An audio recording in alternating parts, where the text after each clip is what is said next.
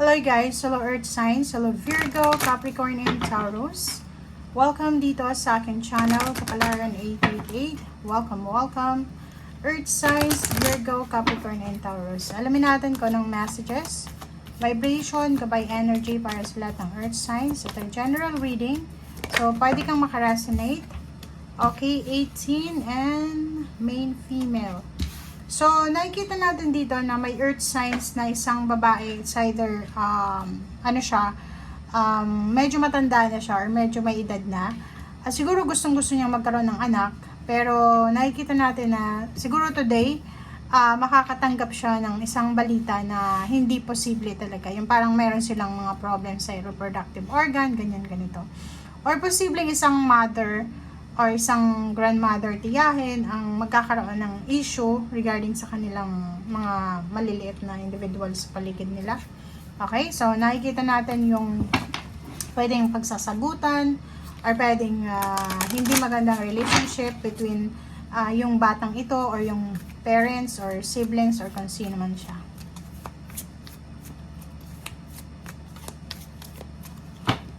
Okay. The situation will improve. And then, perfect timing. Wow. So, nakikita mo dito, earth signs, na sinasabi na ano man ang sitwasyon mo, if may problem ka sa health mo, sa anak mo, or sa kung sino man, sa trabaho, sinasabi sa'yo dito ng barahan na yung sitwasyon mo sa ngayon ay magkakaroon ng improvement. And, perfect timing. So, for example, may gusto kang may plano ka para sa anak mo, sa apo, or sa kung kanino man, nakikita natin dito na perfect timing daw ang araw na ito para i-execute mo yung plano mo. Okay.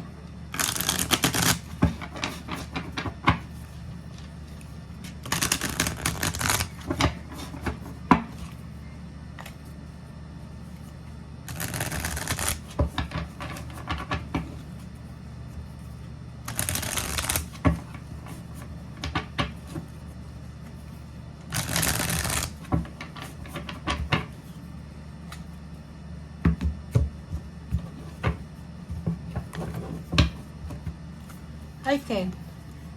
Reverse na the devil.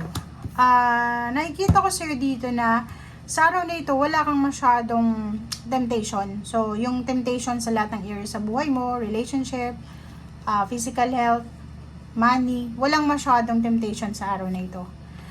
Temperance, nakikita ko yung sobra-sobrang tiyaga, sobra-sobrang pasensya. So, nakikita natin, since naka-reverse yung the devil, ibig sabihin, talagang mapasensya ka sa araw na ito. So, like for example, mayroong mga issues ka tungkol sa anak, sa bata, or sa maliliit na individual sa buhay mo, nakikita ko sa'yo dito na sobrang pasensyosa ka, pasensyoso. And Knight of Rods, nakikita natin dito yung excitement. Like for example, may naghihintay sa inyo ng recognition, ng awards, ng rewards, or anything na good news. Yung Knight of Rods na to is nakikita ko sa'yo dito na okay, excited ka, but make sure na maging mapasensya din tayo. Okay? Okay, so may good news tayo dito matatanggap regarding sa money. If you're looking for money or pwedeng may hinihintay kang lump sum or release, nag-loan ka sa bangko or kung ano pa man, kita mo to, etong Two of Pentacles is nagsasabi na makakatanggap ka ng insider news, balita, email, chat, na pwedeng makatulong sa'yo. Like for example, may mga message ng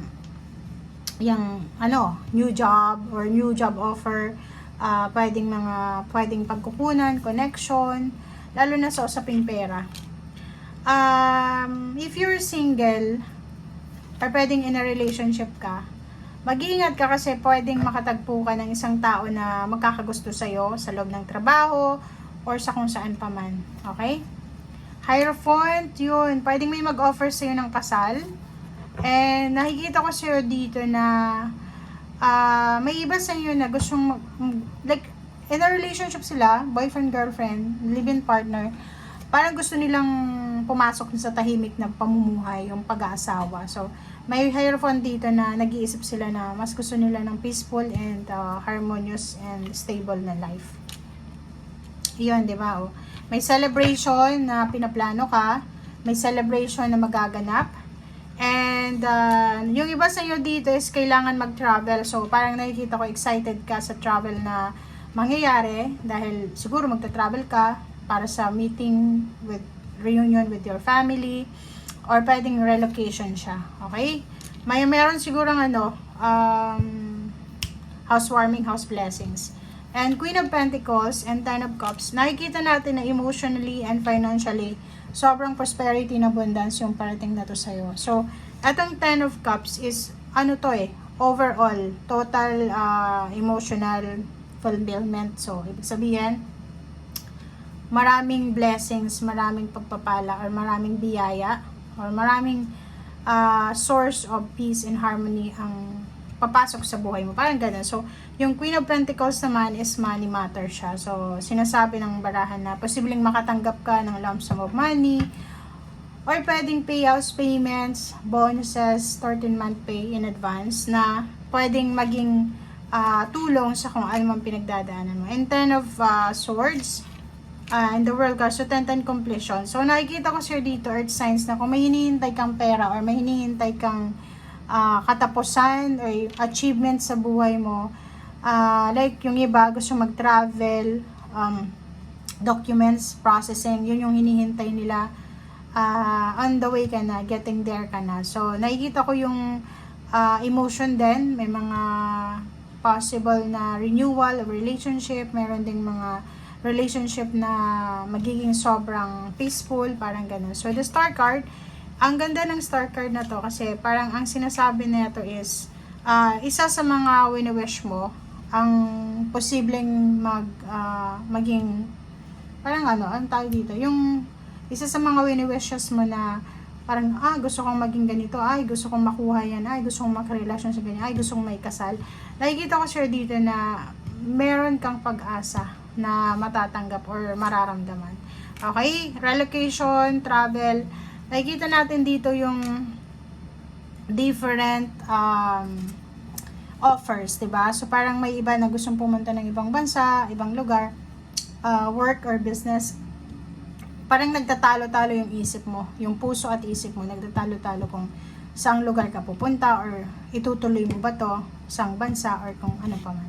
And last card natin is Four of Wands.